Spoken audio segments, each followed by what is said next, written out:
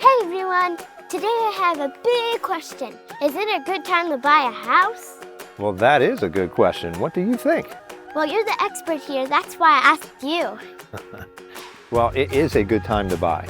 But isn't everybody saying that insurance rates are too high and homes are too expensive? Yeah, but it's kind of like the game dodgeball. Dodgeball?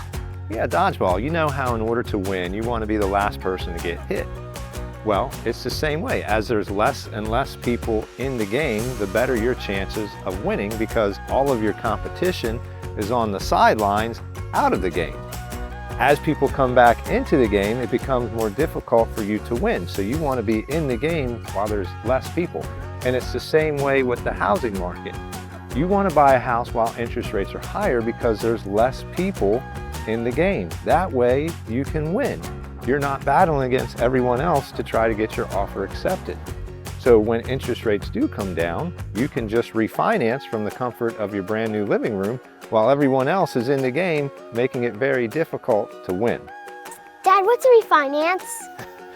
That's a great question, and that sounds like a great topic for our next video. So friends, thanks for watching. Thanks for joining us today. Stay tuned next week for more fun facts about homes and money.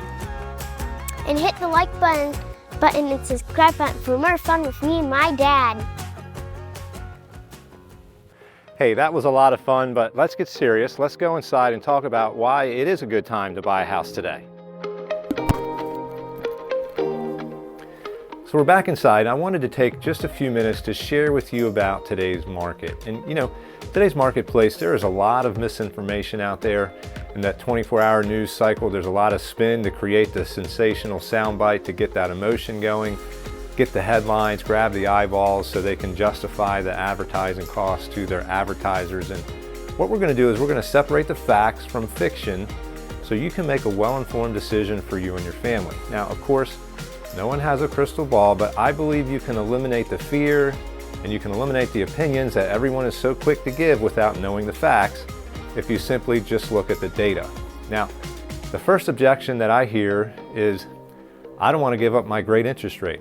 I have a rate in the 2s or the 3s, and there's a reluctance to give up the low rate and move up. Well, of course, why would I give up a 2.5% rate and move to a 7.5% rate? But here's why. The average homeowner has $274,000 in equity in their current home right now. Now remember, this is the average homeowner. The other interesting average is the average of consumer debt. The average family household has over $96,371 in consumer debt. And what we find is that if you paid off this debt, it would be a massive relief and it would free up cash flow every month. The mortgage interest rate is not important because you use your mortgage as a tool. What you want to do is you want to use your equity to pay off the high credit, high interest debt. So your monthly outlay on, say, $96,000 in consumer debt is probably going to be somewhere between $3,000 and $5,000 a month. If we can wipe that out by selling your current home, reduce your monthly expenses, you're still going to have enough money to put down to purchase your new home and still make a difference in your total monthly cash outlay. The second objection I hear is, I'm going to wait for interest rates to come down. Well, how do you know they're going to come down?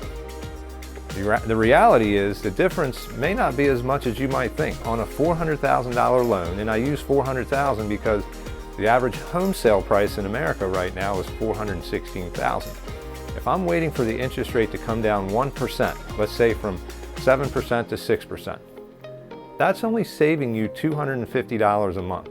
Now that may or may not sound like a lot, but the reality is that's only $3,000 a year. Look at it this way. The average rate of appreciation in America right now is 5.8%. So over the next 12 months, that is what is expected for values to rise. So on a $400,000 purchase price, that house is going to cost me $423,200 1 year from today. So what you're saying is, I don't want to buy it because I want to wait for interest rates to come down a full percent. You would rather wait and hope rates come down and instead of going ahead and paying an extra $3,000, which by the way is likely tax deductible, instead of pocketing $23,000 in appreciation. Even if you subtract the $3,000 you paid on the interest, you're still coming out ahead by $20,000 by buying today instead of waiting. And even if rates do come down, you can always refinance, but at least you've locked in the price that you've paid for the home. Buy today and ride the wave of appreciation throughout the year. The third objection I hear is, I'm waiting for house prices to come down. Well, here's what's fascinating. Since 1942, home values have gone up 73 times and only declined 7 times, with one of those 7 times being neutral. So if we're going to bet against a champ of a home appreciation, you're likely not going to win. Now, people will say, well, you can't sustain that kind of appreciation that we had in 2020, 21, and 2022. Well, in 2020, we had across the board of 10% appreciation. In 21, we had 19% appreciation. And in 22, we had 6% appreciation. And here in 2023, we're having about the same. Well, people will say you can't sustain that. You can't sustain that kind of growth. It has to crash. Well, here's the thing. From 1943 to 1947, home prices compounded 118%. So literally over a 5-year span, home prices compounded 118%. And then after that, they went up for 43 straight years in a row. 43 straight years in a row. So just because they compound doesn't mean that home values are not going to continue to grow. The same thing happened from 1974 to 1979, where it compounded 93%, and for the next 10 years, appreciation went up. And then in year 11, appreciation only went down by 1%.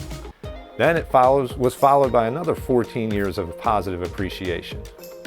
Now, people admittedly get caught up on 2007 to 2011, where we had the last time of negative appreciation, but since 2012, we've had 10 years of positive appreciation.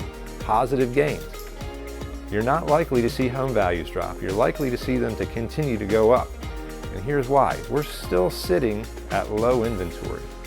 We're down 38% from 2019 as far as inventory levels. Well, what most people forget to take into consideration is that 67% of millennials, which equals to be 72 million people, are coming into the market to buy a home. So waiting for prices to come down is not going to be a winning strategy. The demand for housing is outpacing the supply of housing. Now, if you'd like a custom-made mortgage plan for you and your family, reach out via the contact information below. And if you found this video helpful, please give it a thumbs up, share it with friends and family, and don't forget, subscribe for more mortgage insights. Until next time, happy house hunting.